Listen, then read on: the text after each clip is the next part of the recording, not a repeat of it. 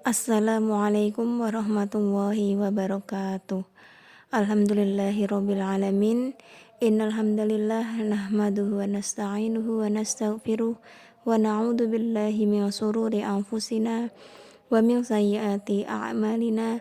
May yahdihillahu fala mudhillalah wa may yudlilhu fala hadiyalah. Asyhadu an la ilaha illallah wa asyhadu anna Muhammadan abduhu wa rasuluh la nabiyya ba'da. Alhamdulillah, segala puji bagi Allah Tuhan semesta alam yang telah memberikan nikmat dan juga karunia-Nya kepada kita semua, sehingga pada hari ini kita dapat melaksanakan Siyamur Ramadan. Sholawat serta salam kita haturkan kepada junjungan kita Nabi Agung Muhammad Sallallahu Alaihi Wasallam yang telah menjadi suri teladan kepada kita semua. Pada kesempatan kali ini saya akan menyampaikan tentang manhaj tarjih, yaitu wawasan tarjih dan sumber ajaran Muhammadiyah. Muhammadiyah merupakan gerakan Islam dakwah amar ma'ruf, nahi mungkar dan tajdid yang bersumber kepada Al-Quran dan As-Sunnah Maqbulah serta berasaskan Islam. Dalam melaksanakan pengkajian dan penafsiran ajaran agama, tentu ada prinsip-prinsip dan metode-metode tertentu yang digunakan. Prinsip dan metode tersebutlah di lingkungan Muhammadiyah disebut dengan manhaj tarjih. Manhaj tarjih berasal dari dua kata, yaitu manhaj dan tarjih. Manhaj yang artinya metode dan tarjih yang artinya ijtihad atau kegiatan berijtihad di dalam Muhammadiyah.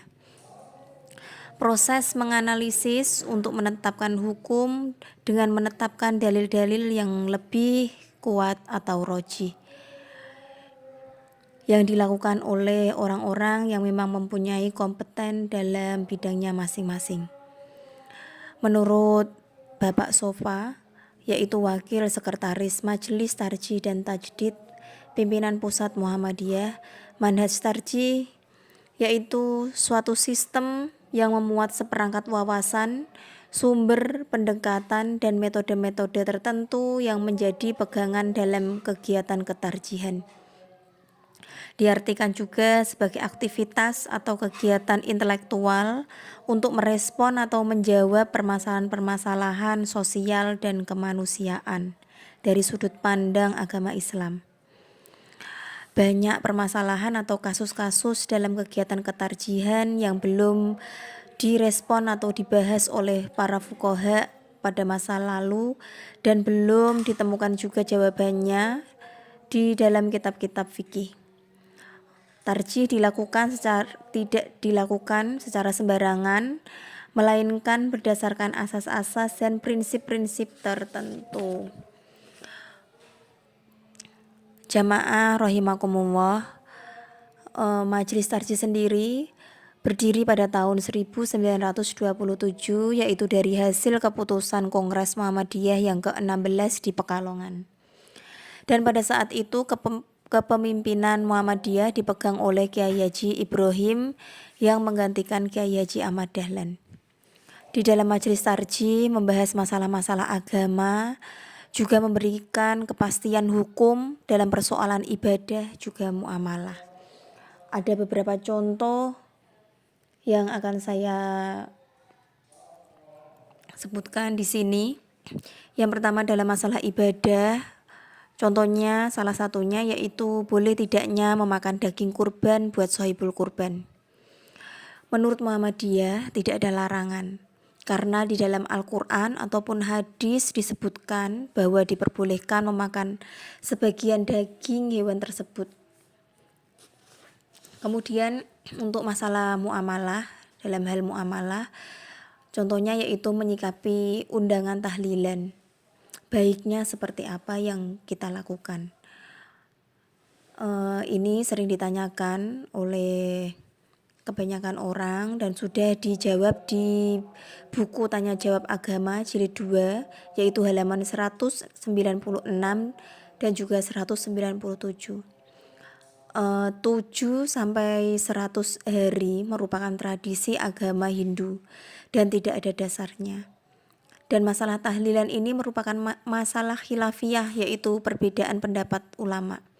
Muhammadiyah sepakat memandang bahwa tahlilan orang yang meninggal adalah bid'ah yang harus ditinggalkan karena tidak ada tuntunan dari Rasulullah SAW. Ini berdasarkan Quran Surat Al-An'am ayat 164, yang artinya setiap orang yang berbuat dosa, dirinya lah yang akan bertanggung jawab. Seseorang tidak akan memikul beban dosa orang lain. Kemudian bagaimana cara menyikapi jika ada undangan 7-100 hari orang yang meninggal? Apa yang kita lakukan?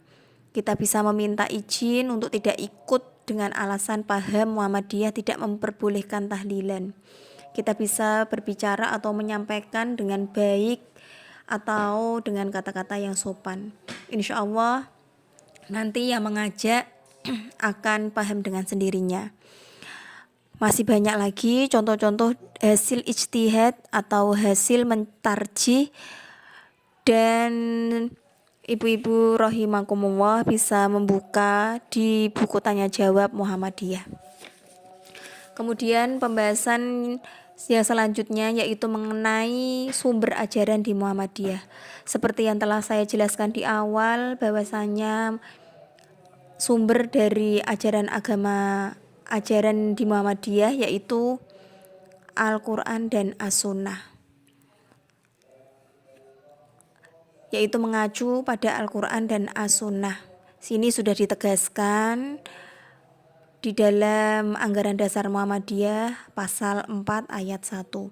Mengenai sunnah atau hadis, ini ditegaskan juga dalam putusan Tarsi Jakarta tahun 2000, yang dapat menjadi dasar atau hujah adalah hadis atau sunnah makbulah atau sohihah, begitu, yaitu hadis yang sohih dan juga hasan. Hadis sohih dan juga hasan bisa menjadi hujah untuk dijadikan pedoman dalam mentarjih. Mungkin hanya itu saja yang bisa saya sampaikan. Apabila ada kesalahan dalam saya menyampaikan, saya memohon maaf yang sebesar-besarnya. Billahi taufik wal hidayah. Wassalamualaikum warahmatullahi wabarakatuh.